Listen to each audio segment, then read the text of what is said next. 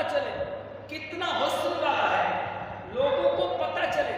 کتنا عبادت والا ہے، لوگوں کو پتہ چلے کتنی ریاضت والا ہے، لوگوں کو پتہ چلے کتنا نمازی ہے، لیکن آؤ در مصطفیٰ پہ چلتے ہیں، در محبوب خدا پہ چلتے ہیں۔ خود محبوب رب العالمین فرماتا ہے نہ اللہ تمہاری صورتوں کو دیکھتا ہے، نہ رب تمہارے اعمال دیکھتا ہے۔ اگر رب دیکھتا ہے یا تو تمہارے دلوں کو دیکھتا ہے یا تمہارے نیتوں کو دیکھتا ہے۔ اب ہم کوشش کرتے ہیں صورتیں اچھی، عبادت کرے لوگ دیکھیں، اچھا اس کو نہیں سنبھالتے جو دل قلب المؤمن عرش اللہ، جو مومن کا دل اللہ کا عرش ہے، اللہ کا گھر ہے، اس کی طرف توجہ نہیں کرتے۔ حضرت سیدنا غوث اعظم رضی اللہ تعالی عنہ آپ فرماتے ہیں میں نے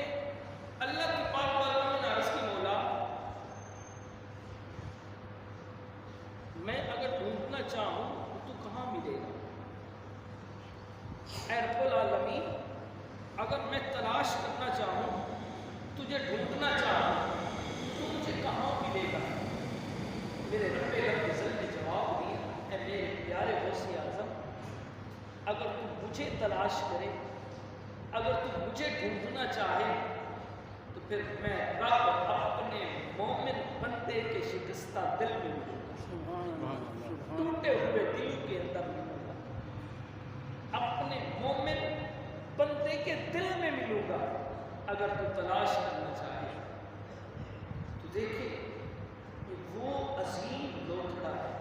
عظیم گوشت کا ٹکڑا ہے، اللہ کریم نے اس کو کتنا خوبصورت بنایا ہے۔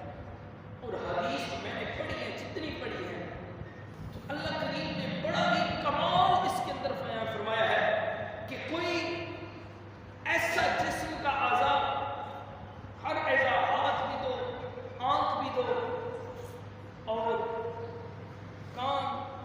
یہ سب چیز، لیکن میں رب نے دل ایک بنایا ہے کیونکہ رب کے توجہ کا مرکز ہے۔ تو یاد رکھیں کسی کو دل میں تکلیف نہ، کسی کو تکلیف نہ پہنچائے، یہ سمجھے کہ یہ دل رب کا ہے، دل یار نہیں بنایا ہے،